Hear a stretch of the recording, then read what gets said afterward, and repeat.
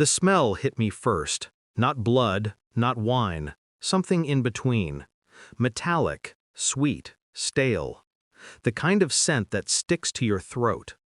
The candles had burned down to stubs, their wax hardened into the tablecloth like scars. 4 plates, 3 half-finished meals, 1 untouched.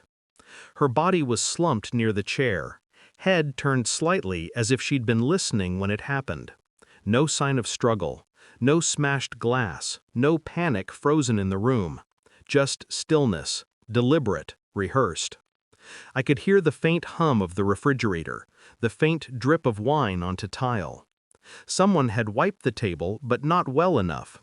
A smear remained, faint, circular, like a fingerprint dragged through red. The others stood by the window, too calm, their shadows steady. When I asked what happened, no one met my eyes. Just silence, the kind that answers more than words ever could. I replayed every detail. The table setting, the clock frozen at 11:47, the way one chair was turned slightly inward.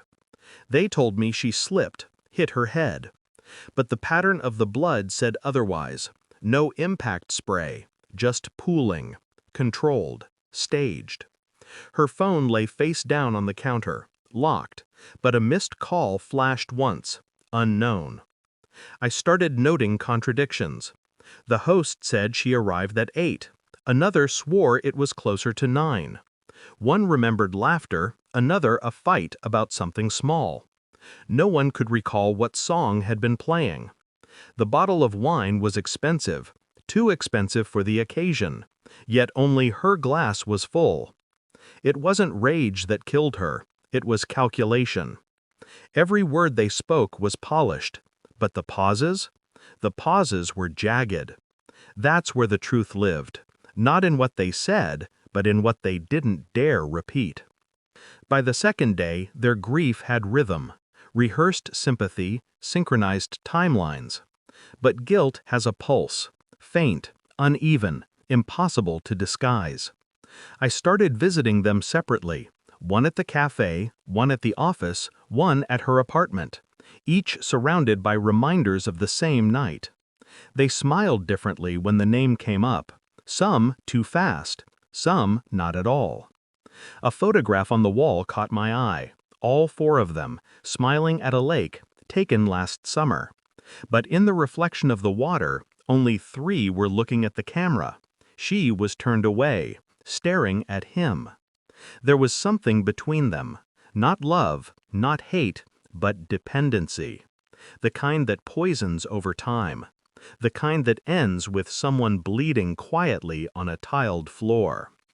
I stopped sleeping. Their voices echoed when I closed my eyes.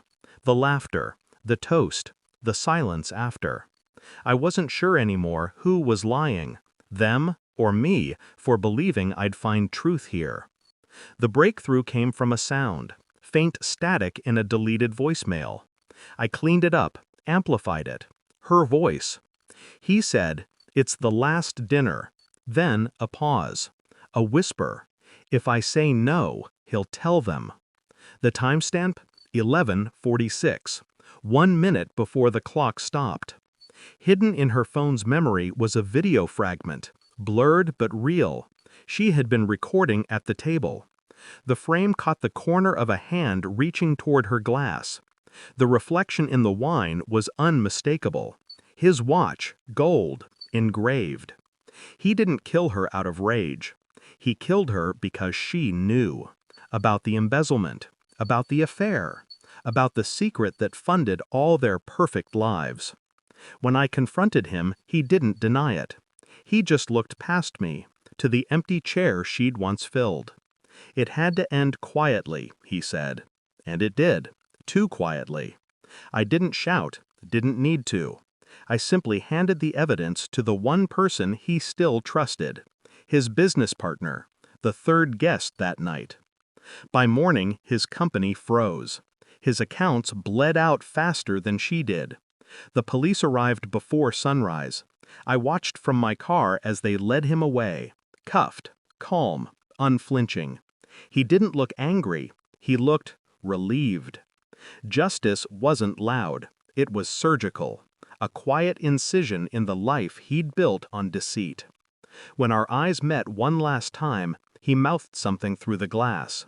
You were there too. And maybe he was right.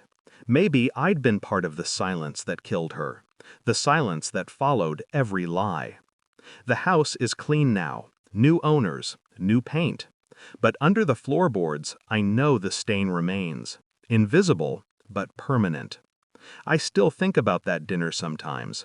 How the laughter sounded before it all went still. How easily truth was buried under good manners and good wine. I told myself justice was served. But justice doesn't bring peace. It just stops the bleeding. Now when I pass by that house, I don't see crime tape or ghosts. I see a table set for 4, waiting for the 5th to finally speak. Because in every story like this, someone always stays behind. Not to haunt, but to remember.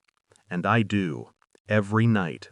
Because justice was never about mercy.